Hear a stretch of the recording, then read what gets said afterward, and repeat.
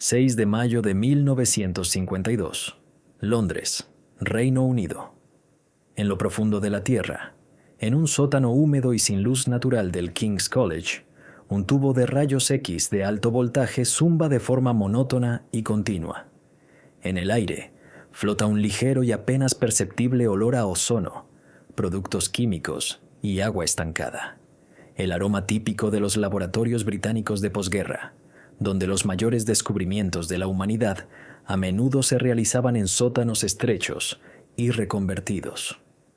Junto a una gruesa pantalla de plomo que protege de la radiación mortal, se encuentra una mujer de 31 años con una pulcra bata de laboratorio. Sus oscuros ojos siguen atentamente un hilo diminuto, casi invisible a simple vista, fijado en una microcámara casera. Es la físico-química Rosalind Franklin, y se prepara para tomar una imagen que cambiará para siempre nuestra comprensión de la biología, la evolución y la esencia misma de la vida. Imagínese que se encuentra en esta habitación estrecha y semioscura. A su alrededor hay un montón de matraces de vidrio, tubos de goma, soportes de latón hábilmente tallados y voluminosos transformadores eléctricos. En el centro del montaje experimental se encuentra una fibra de ácido desoxirribonucleico, más conocido como ADN.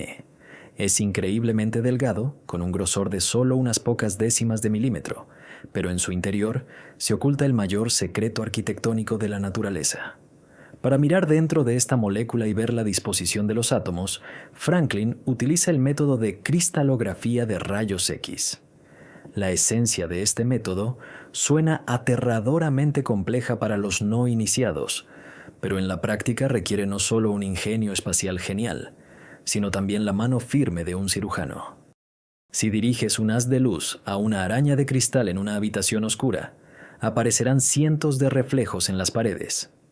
Por la disposición de estas manchas de luz, su brillo y los ángulos de reflexión, un matemático talentoso puede calcular la forma exacta de cada cristal de la araña sin siquiera mirarla. Esto es precisamente lo que hace Rosalind, pero en lugar de luz visible, utiliza rayos X, cuya longitud de onda es tan pequeña que puede penetrar entre los átomos. Y en lugar de cristal, la molécula en cuestión es el ADN. Cuando un rayo X incide sobre la molécula, se dispersa, dejando un patrón complejo y cifrado de puntos en una película fotográfica. El problema era que el ADN no es un cristal sólido y perfectamente liso de sal de mesa o un trozo de diamante. Es un filamento largo, viscoso y polimérico, más parecido en consistencia a una baba pegajosa. Para obtener un patrón de difracción nítido, el filamento debía estirarse con una tensión perfecta, alineando millones de moléculas estrictamente paralelas entre sí. Un movimiento incorrecto de las pinzas, la más mínima vibración de los dedos, y la muestra quedaba irremediablemente arruinada. Franklin, junto con su joven estudiante de posgrado, Raymond Gosling, pasa horas en este laboratorio del sótano, estirando con cuidado los finísimos filamentos con varillas de vidrio a partir de una solución gelatinosa. A mediados del siglo XX, la comunidad científica mundial se encontraba en un estado de búsqueda frenética. Los biólogos sabían con certeza que la información genética se transmite de padres a hijos, pero nadie entendía cuál era exactamente el mecanismo químico responsable de ello. Durante décadas, las mejores mentes científicas estaban absolutamente convencidas de que los portadores de la herencia eran las proteínas. Las proteínas parecían lo suficientemente complejas y diversas, compuestas por 20 aminoácidos diferentes, lo que se consideraba un alfabeto ideal y rico para escribir el complejísimo libro de la vida. El ADN, en cambio, compuesto por solo 4 bases nitrogenadas, parecía una molécula demasiado primitiva y aburrida. La mayoría lo consideraba simplemente un armazón estructural de la célula. Sin embargo, en la década de 1940, varios experimentos revolucionarios realizados al otro lado del Atlántico cambiaron el paradigma científico. Se demostró que era el ADN, y no las proteínas, el que portaba el código genético. La noticia causó conmoción. ¿Cómo podía una molécula compuesta por solo 4 bloques químicos repetitivos almacenar los planos detallados para la creación de un ser humano, una ballena azul o una secuoya gigante? La respuesta debía estar oculta en su estructura tridimensional. La forma determina la función. Esta es una regla inquebrantable de la biología molecular. Quien primero descifrara la arquitectura espacial del ADN desvelaría el secreto del propio mecanismo de la vida. Fue con esta ambiciosa tarea, casi imposible, que Rosalind Franklin llegó al King's College en enero de 1951. Antes de eso, había trabajado en París, donde se convirtió en una de las principales expertas mundiales en difracción de rayos X de carbón y grafito. En Francia, aprendió a veces a obtener imágenes perfectas y cristalinas de los materiales más caóticos y amorfos. Franklin era una brillante experimentadora, increíblemente meticulosa, inflexible y rigurosa con cualquier imprecisión. Era capaz de diseñar su propio equipo desde cero y nunca confiaba en los datos descuidados de otros. Pero al llegar a Londres, la esperaba una fría decepción. El King's College era un bastión de la vieja tradición académica británica, impregnado de reglas no escritas, clubes masculinos cerrados y una arrogancia oculta hacia las mujeres en la ciencia. A las mujeres científicas ni siquiera se les permitía almorzar en el comedor común del profesorado superior, sino que se veían obligadas a comer en una sala separada y mucho más reducida.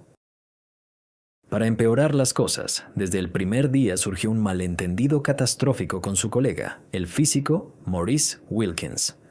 Wilkins, quien había comenzado la investigación del ADN mucho antes de la llegada de Franklin, estaba fuera cuando ella fue contratada oficialmente.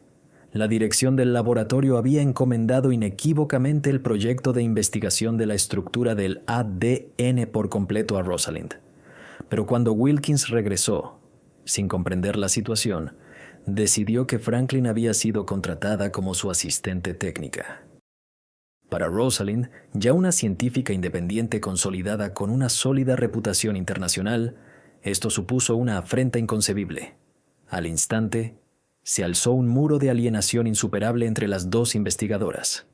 Wilkins era un hombre tranquilo, indeciso y que evitaba la confrontación directa, mientras que Franklin se caracterizaba por su franqueza, su aguda inteligencia y su gusto por los debates intelectuales acalorados y abiertos, al estilo de los cafés científicos parisinos. Dejaron de hablarse rápidamente, dividiendo físicamente las valiosas reservas de ADN de alta calidad obtenidas de Suiza. Wilkins se quedó con una parte de las muestras, Franklin con la otra.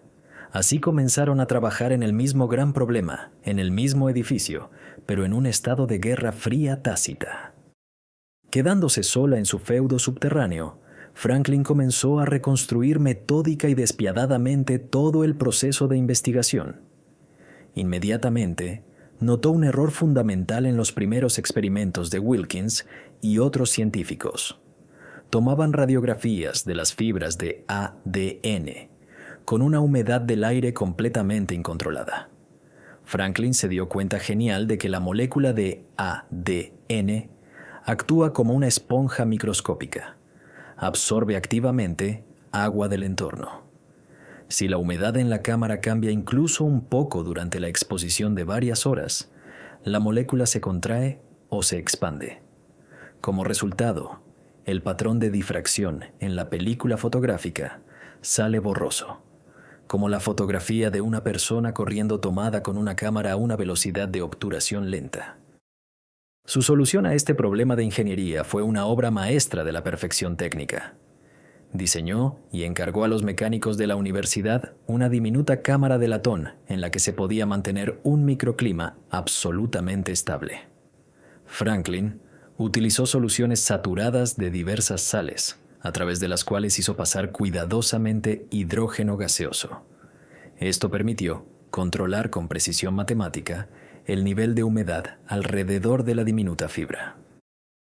Gracias a esta ingeniosa innovación, Franklin hizo un descubrimiento crucial que hasta entonces se había escapado a todos los demás grupos de investigación del mundo.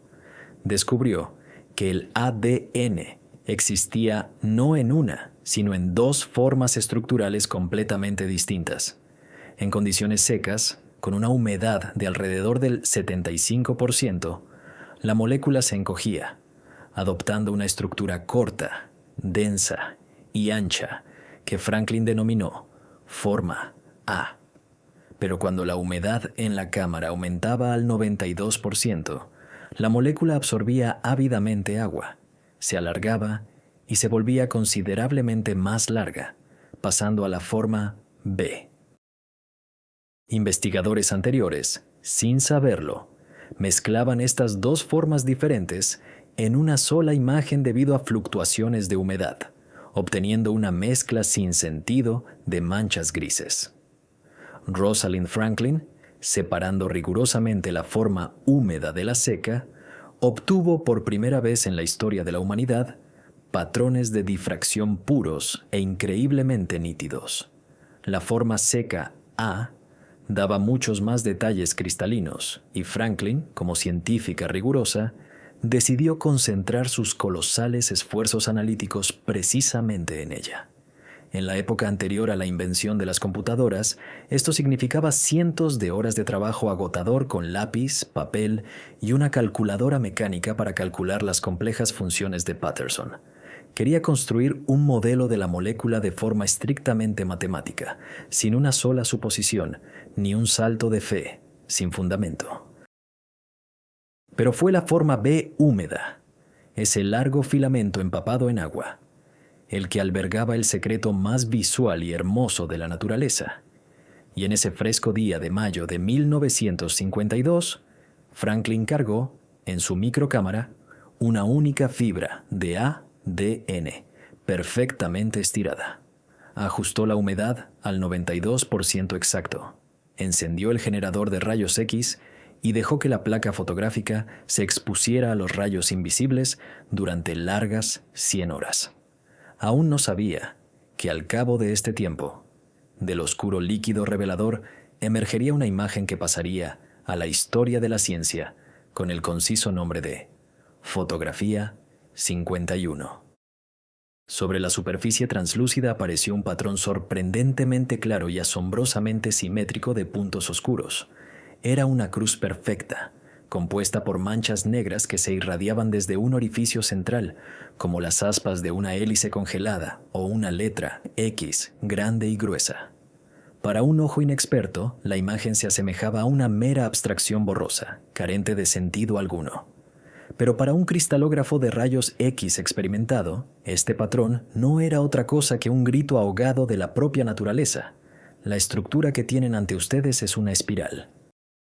El ángulo de divergencia de los rayos de esta cruz y las distancias precisas entre las manchas representaban parámetros matemáticos estrictos, las coordenadas cifradas de la arquitectura molecular. Las marcas oscuras en la película indicaban inequívocamente que la distancia entre las vueltas de la hélice era exactamente de 34 angstroms y la distancia entre los escalones horizontales individuales dentro de esta hélice, 3,4 angstroms. La simple aritmética indicaba que por cada vuelta completa había exactamente 10 de tales escalones.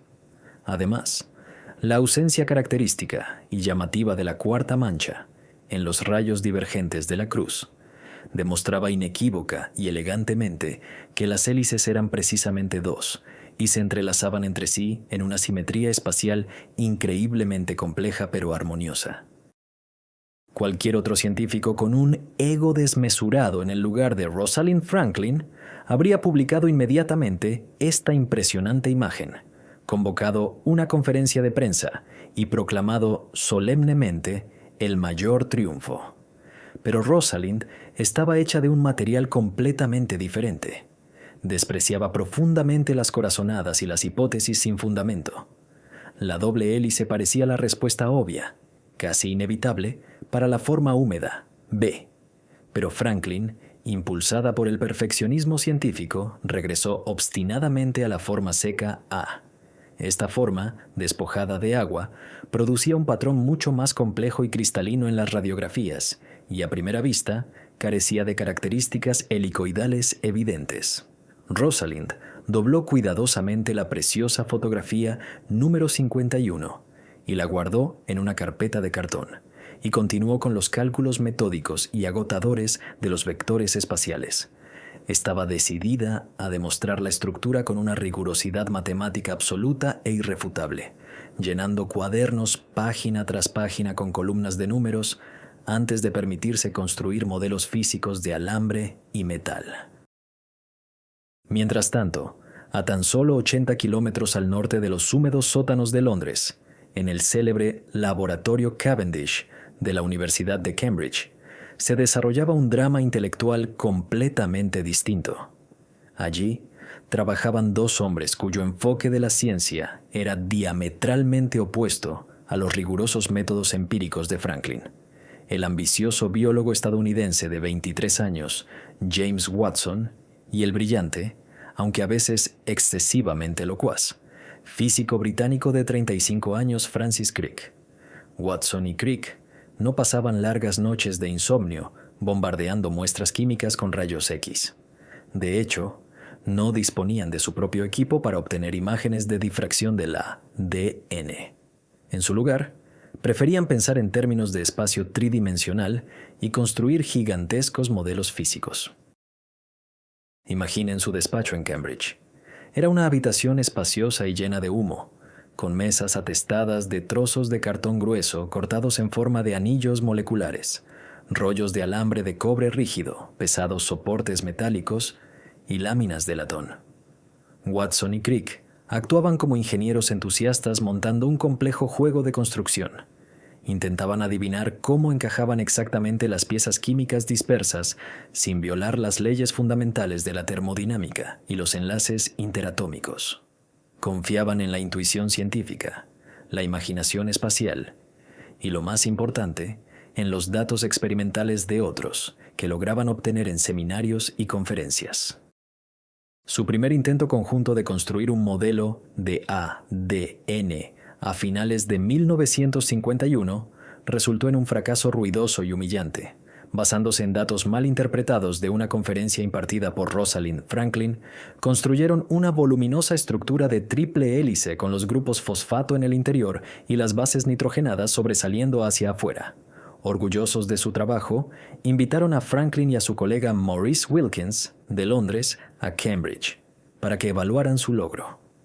Rosalind, con su impecable conocimiento de la química, echó un solo vistazo crítico a esta escultura de alambre y la destrozó al instante.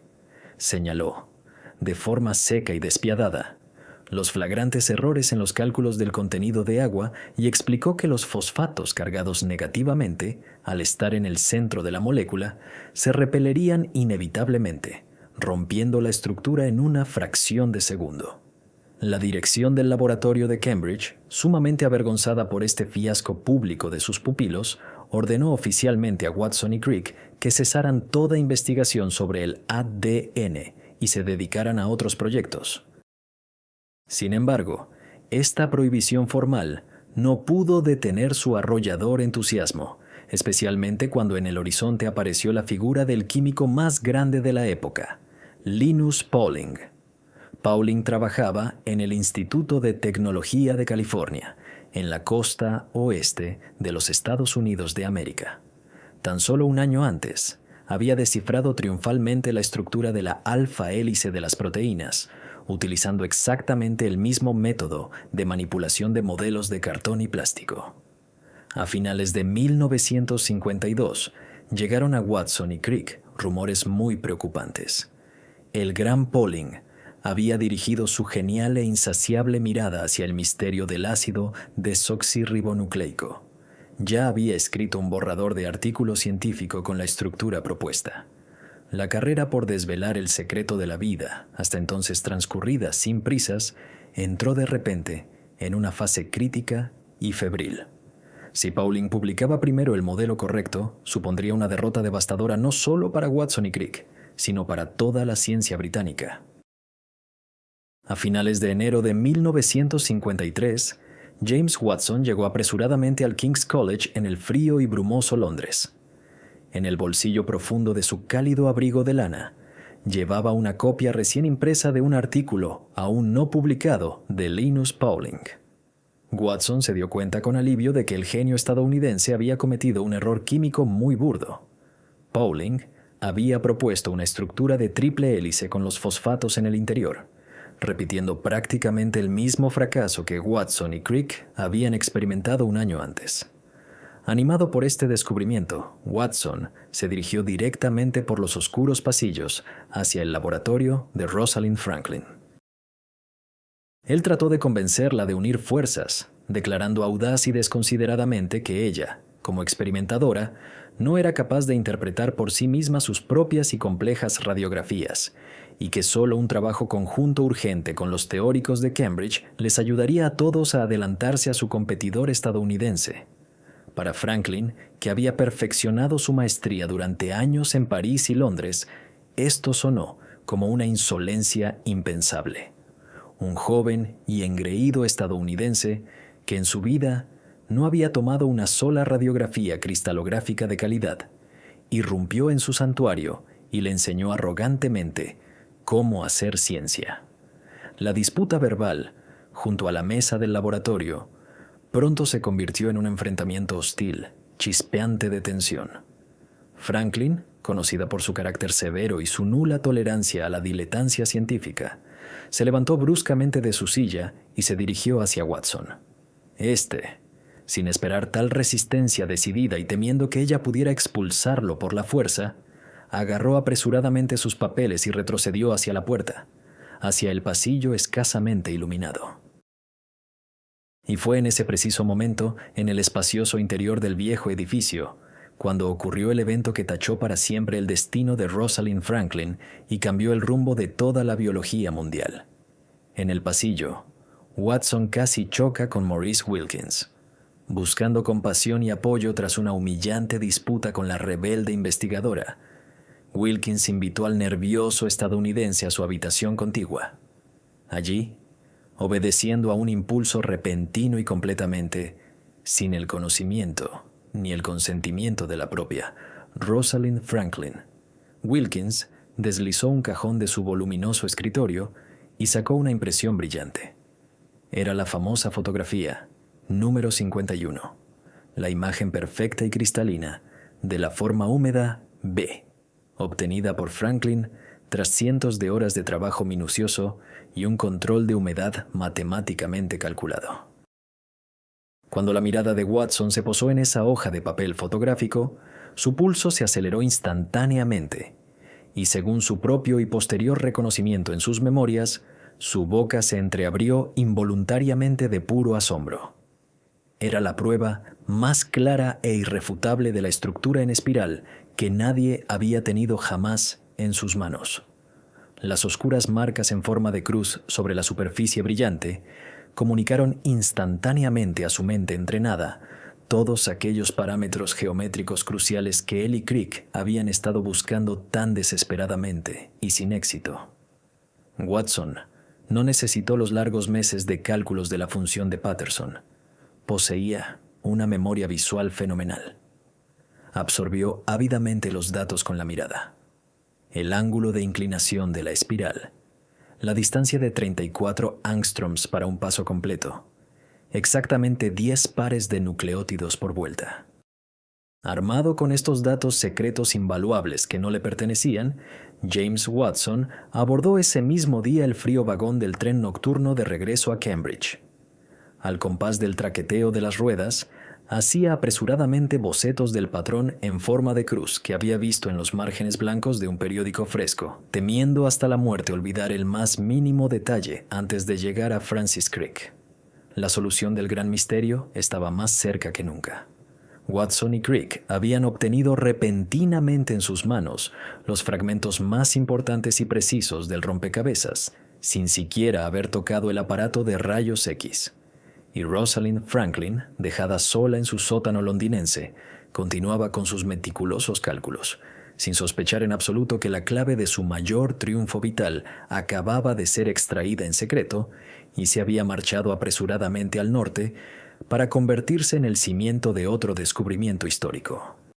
A finales de febrero de 1953, en los espaciosos despachos del laboratorio Cavendish de la Universidad de Cambridge, se desarrollaba un trabajo febril.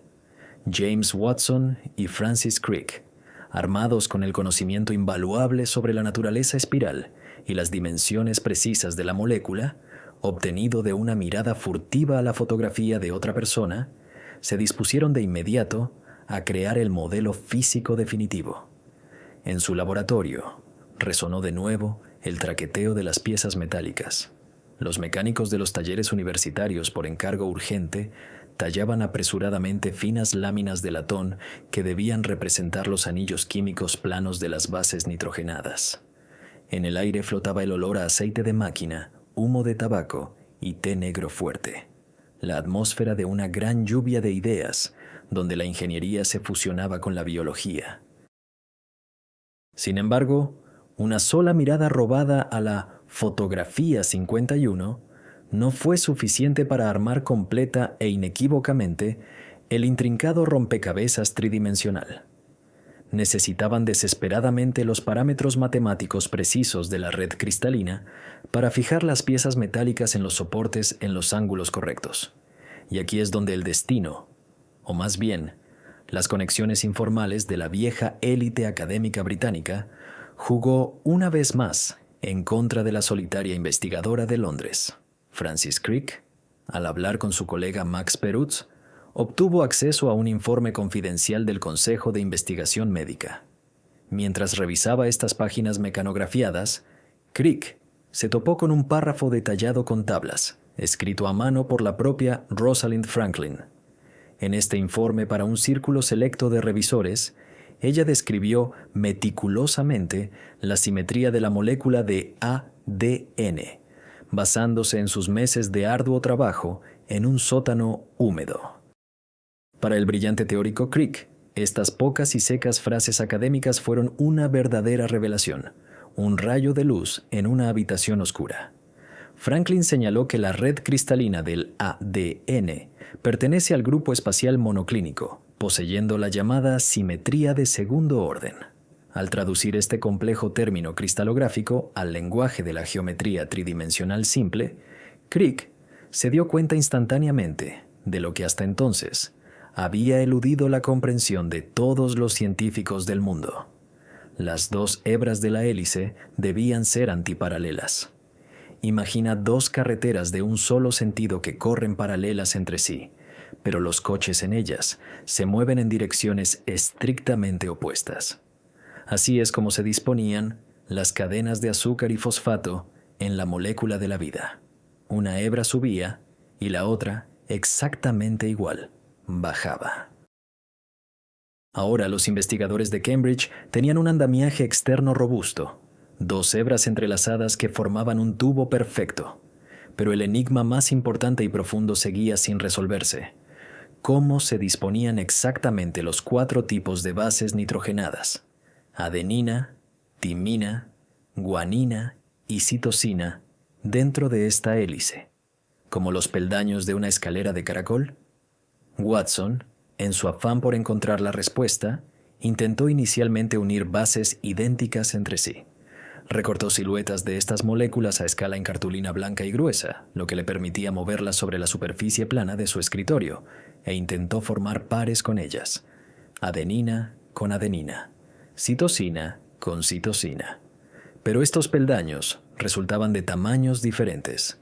Unos eran demasiado anchos y sobresalían del exterior de la hélice. Otros eran demasiado estrechos y no alcanzaban el borde opuesto. La estructura tubular perfecta, fijada en la imagen de rayos X de Franklin, se deformaba y colapsaba inevitablemente con este enfoque. Un avance intelectual decisivo se produjo gracias a una increíblemente afortunada coincidencia. En el mismo laboratorio de Cambridge, compartiendo espacio con Watson y Crick, trabajaba temporalmente un joven químico estadounidense, Jerry Donoghue. Al observar a Watson barajar sus recortes de cartón día tras día sin éxito, Donoghue se acercó un día a su escritorio y señaló un error crítico.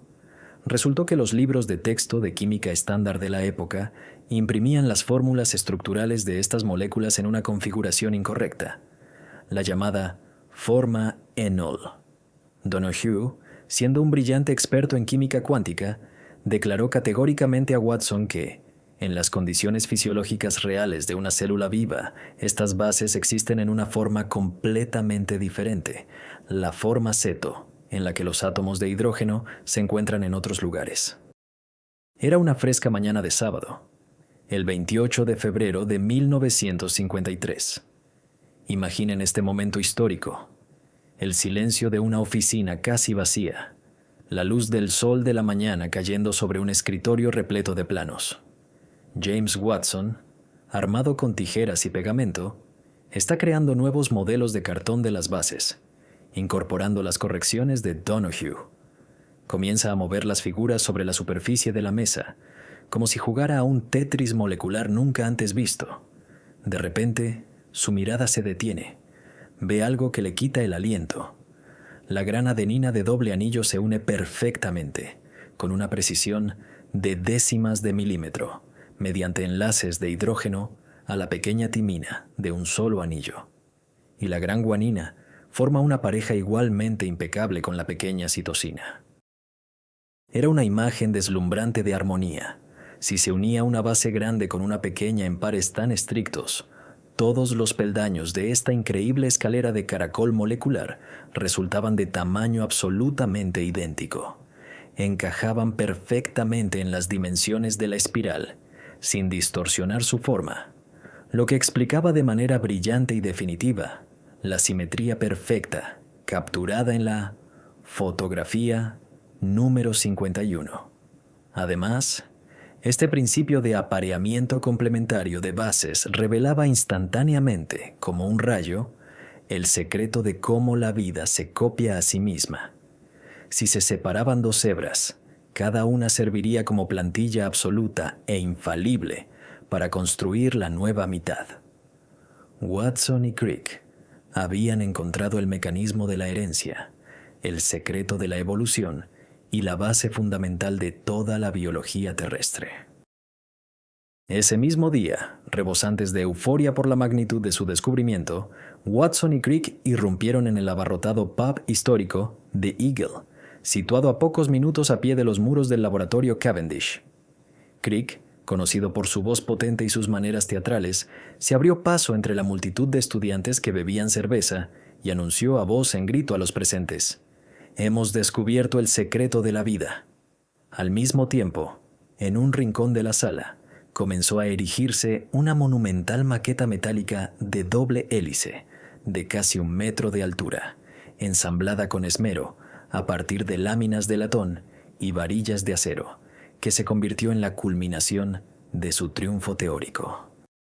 ¿Pero qué estaba sucediendo en esos días fatídicos en el húmedo sótano del King's College de Londres?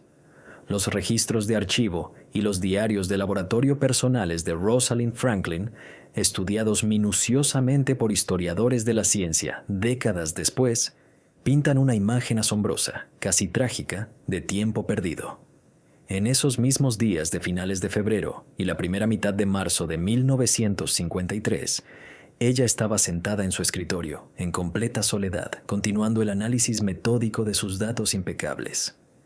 Página tras página de su cuaderno, con su pulcra caligrafía, se llenaban de impecables conclusiones lógicas, acercándose paso a paso a la misma verdad. Ella ya comprendió de forma definitiva e irrevocable que la molécula estaba compuesta por 2 cadenas. Trasladó el esqueleto de fosfato al exterior de la hélice, abandonando para siempre las estructuras erróneas con un núcleo de fosfatos que habían desconcertado a otros investigadores durante tanto tiempo. En sus borradores, fechados el 24 de febrero, señaló explícitamente que el ADN tenía una estructura de doble hélice. Franklin se encontraba a solo 2 o 3 pasos lógicos de descubrir por sí misma el principio del apareamiento complementario de las bases nitrogenadas. Si hubiera tenido unas semanas más de trabajo tranquilo, si hubiera tenido a su lado a un teórico de la talla de Crick, con quien poder discutir libremente ideas sin hostilidad, o si sus datos no hubieran sido transmitidos en secreto a la competencia, la historia de la ciencia mundial podría haber sido completamente diferente. Pero la carrera histórica ya estaba perdida, aunque Franklin ni siquiera sabía que estaba participando en ella. El 25 de abril de 1953, en la revista científica más prestigiosa del mundo, Nature, se publicaron 3 breves artículos seguidos que cambiaron para siempre el rostro de la biología. El primer artículo, conciso, de apenas una página y lleno de una confianza triunfal, pertenecía a Watson y Crick. En él, los autores describieron la estructura de la doble hélice. Al final del texto, casi de pasada, añadieron una modesta y apenas perceptible frase sobre que habían sido estimulados por el conocimiento de resultados experimentales generales no publicados de Maurice Wilkins y Rosalind Franklin. El artículo no contenía ni una sola palabra sobre el hecho de que todo este magnífico modelo teórico se había construido, de hecho, de principio a fin, basándose en mediciones precisas, tomadas de una fotografía robada y un informe secreto. El tercer artículo de este número histórico de la revista fue escrito por la propia Rosalind Franklin y su dedicado estudiante de posgrado Raymond Gosling. Contenía los mismos brillantes datos experimentales, fruto de un arduo trabajo, y publicaba por primera vez la famosa radiografía, el patrón en forma de cruz que cambió el mundo. Para el lector común y no iniciado de la revista, se creaba una imagen engañosa.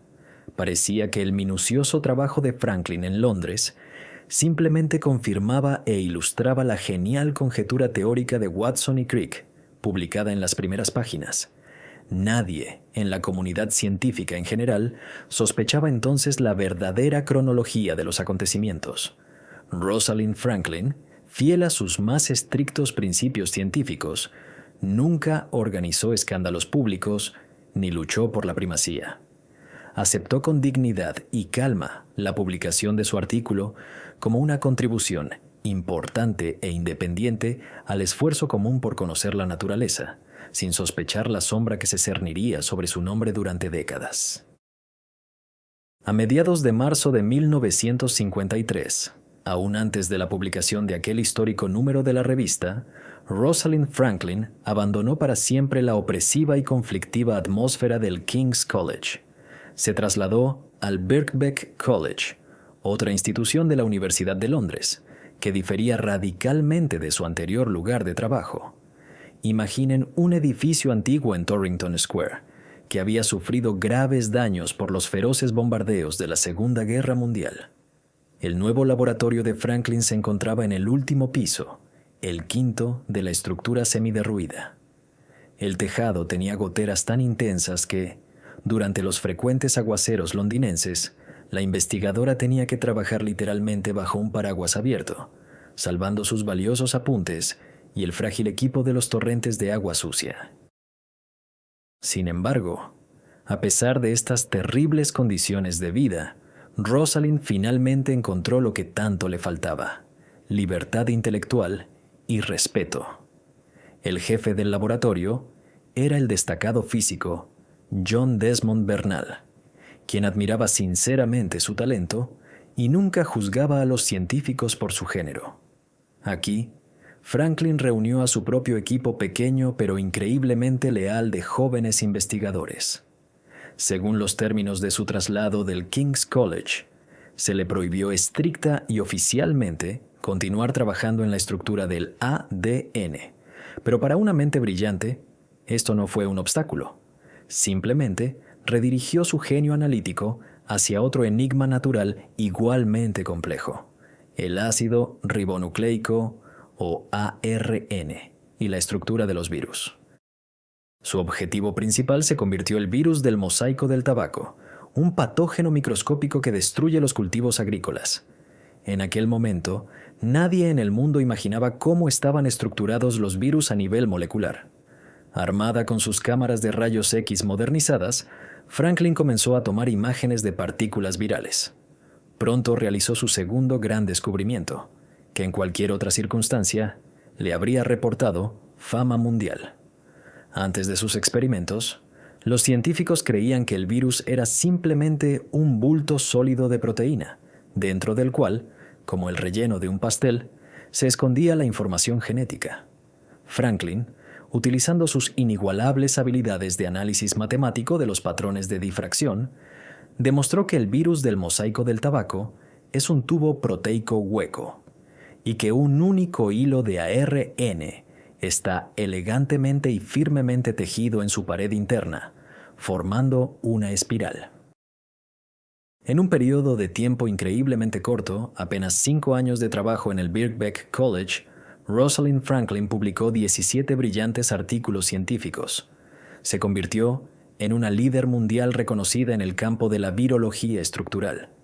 Su laboratorio atrajo a las mejores mentes del planeta, incluido el joven investigador Aaron Klug, quien más tarde se convertiría en ganador del premio Nobel, basándose precisamente en los métodos que Rosalind le enseñó.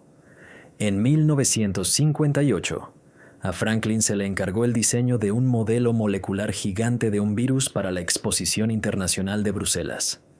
La enorme estructura de más de 1,5 metros de altura, construida con plástico y metal, se convirtió en un verdadero triunfo de la ciencia, demostrando vívidamente a la humanidad cómo están organizados los enemigos invisibles de los organismos vivos. Pero por este triunfo, por las largas horas pasadas cerca de las fuentes de radiación, tuvo que pagar el precio más alto. En aquellos años, el peligro de la radiación de rayos X aún no se comprendía plenamente. Los delantales de plomo a menudo se ignoraban por conveniencia y las pantallas protectoras eran imperfectas.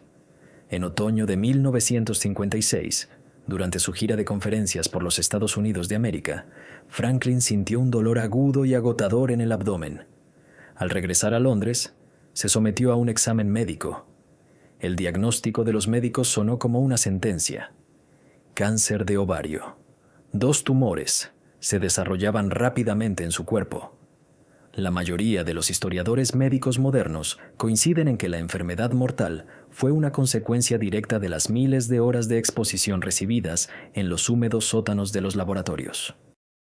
Incluso al enfrentarse a la muerte, Rosalind Franklin demostró un coraje asombroso y una voluntad de hierro. Se sometió a 3 intervenciones quirúrgicas extremadamente difíciles y a ciclos de agotadora quimioterapia experimental, pero no dejó de trabajar. En los intervalos entre hospitalizaciones, cuando apenas podía mantenerse en pie, acudía al laboratorio con un bastón y continuaba dirigiendo a su equipo. Es más, en la etapa terminal de su enfermedad, consiguió una subvención para estudiar el virus de la poliomielitis, una terrible enfermedad que en aquellos años paralizaba a miles de niños en todo el mundo. Logró iniciar esta investigación, sentando las bases para la creación de futuras vacunas seguras. Rosalind Franklin falleció el 16 de abril de 1958 en una clínica de Londres. Tenía solo 37 años. En su modesta lápida en el cementerio judío de Willesden hay grabada una breve epitafio que menciona que sus investigaciones sobre virus han beneficiado a la humanidad durante mucho tiempo. No hay ni una sola palabra sobre la estructura de la molécula de ADN. Han pasado 4 años. Llegó el frío diciembre de 1962.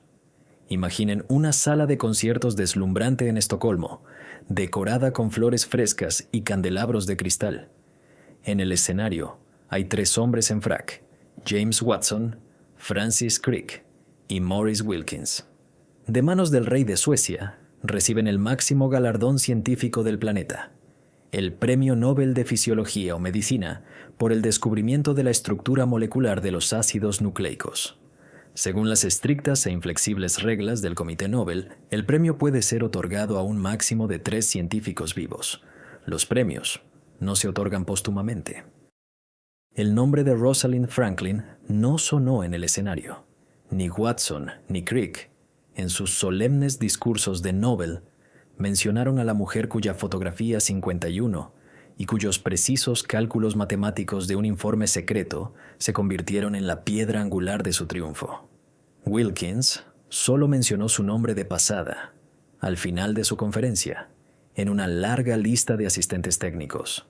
El mundo aplaudió la genialidad de 3 hombres, borrando por completo de la memoria histórica la imagen de una investigadora severa e intransigente de un sótano londinense. Quizás su nombre habría permanecido para siempre conocido solo por un círculo reducido de especialistas en cristalografía, si no fuera por la increíble arrogancia del propio James Watson. En 1968, en la cima de su fama, Watson publicó sus memorias tituladas La doble hélice. En este libro, decidió describir la historia del descubrimiento en el género de una novela de aventuras. Y en esta novela, necesitaba un antagonista. Le asignó este papel a Rosalind. La llamó con el apodo condescendiente y ofensivo de Rosie, un nombre que ella odiaba y con el que nunca la llamaron a la cara. Watson la retrató como una asistente agresiva, poco femenina e histérica, que ocultaba sus datos a sus legítimos dueños y era tan incompetente que no podía distinguir la hélice en sus propias brillantes imágenes. Pero esta cruel caricatura literaria tuvo un efecto completamente opuesto. La publicación del libro coincidió con el auge de los movimientos por los derechos de las mujeres. La amiga de Franklin, la escritora Anne Sayre, así como muchos colegas científicos indignados, incluido Aaron Klug, emitieron fuertes refutaciones. Klug publicó los diarios de laboratorio originales de Franklin, demostrando irrefutablemente al mundo entero que ella estaba a solo unos pasos de descubrir la estructura por sí misma y que su contribución intelectual fue colosal, no meramente técnica. El mundo finalmente conoció la verdad sobre cómo Wilkins mostró en secreto su radiografía a sus competidores. Hoy, mientras secuenciamos genomas, creamos medicamentos personalizados contra el cáncer, desarrollamos cultivos resistentes a la sequía e investigamos los crímenes más complejos mediante pruebas genéticas.